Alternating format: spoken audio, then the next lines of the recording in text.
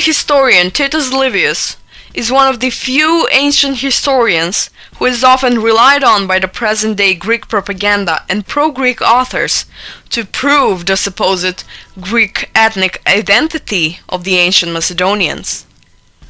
But the facts speak something entirely different. Let's see what this is about. In one extract of his work History of Rome, Book 31, Chapter 29, Livius wrote that the Aetolians, the Acarnanians, and the Macedonians were, quote, nations with the same language. Because the Aetolians and the Acarnanians were Greek, nations that lived on the territory of present-day Greece, that meant the Macedonians were Greek as well. Well, let's respond to these remarks.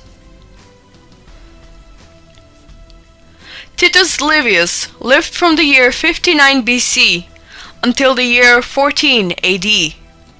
He, as a Roman, wrote this sentence in response to the negotiations between the Balkan peoples and Rome, which occurred during the Roman invasion of the Balkan Peninsula, 2nd century BC. This means that he wrote about an event that happened nearly a century and a half before he was born. For this claim, two explanations are possible.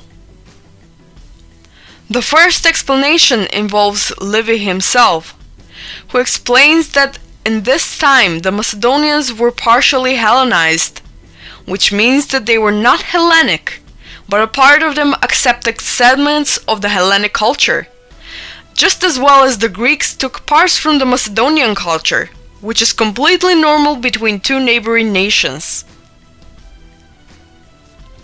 However, despite all this, Livius very clearly separates the Macedonians from the Greeks. In the same book, while writing about the hatred the Greek Athenians had towards the Macedonians from the time of the Macedonian king Philip V, and their desire, with help from Rome, to get rid of the Macedonian slavery, Livius writes, "The people of Athens and their allies, their armies and fleets, should so often curse and execrate Philip, his children and his kingdom, his military and naval forces, and the whole race and name of the Macedonians."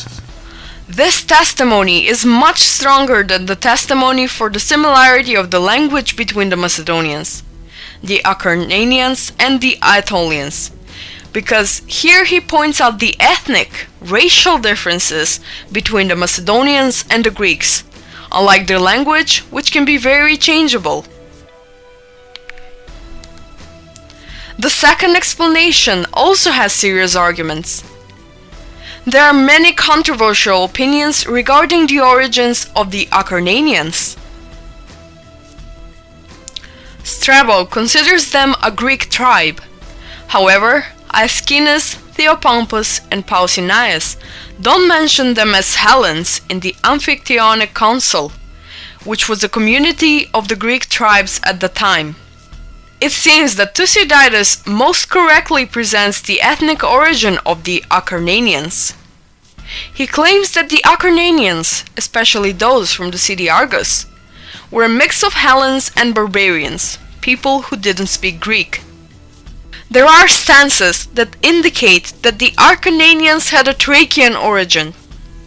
For example, the author Cornelius Nepos wrote that Themistocles' mother was Acarnanian, and Plutarch, in his biography of Themistocles, wrote that she was Thracian.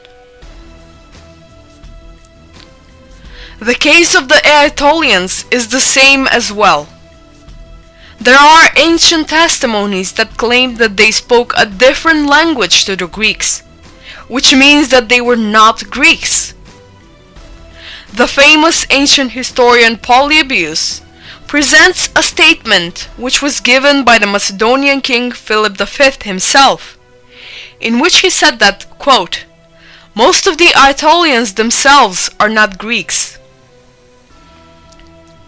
All of this could mean that Titut Livius might be correct in saying that the Aetolians, the Acarnanians, and the Macedonians were nations with the same language.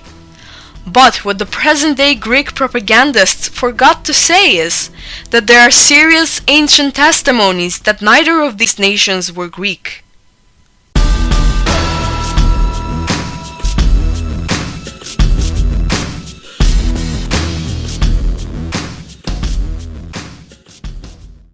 Zosimus was a Byzantine ancient historian who lived in Constantinople during the reign of the Byzantine king Anastasius in 5th and 6th century. He is the author of the book Historia Nova, which consists of 6 books. In the first book of Historia Nova, while describing the expansion of the Roman Empire, Zosimus writes, And being still desirous to enlarge their empire, they crossed the Ionian Sea, conquered Greece, and ruined the Macedonians, whose king they carried to Rome in chains. So, it's quite clear that Zosimus treated the Macedonians separately from the Greeks, who were under Macedonian slavery before they were conquered by the Romans.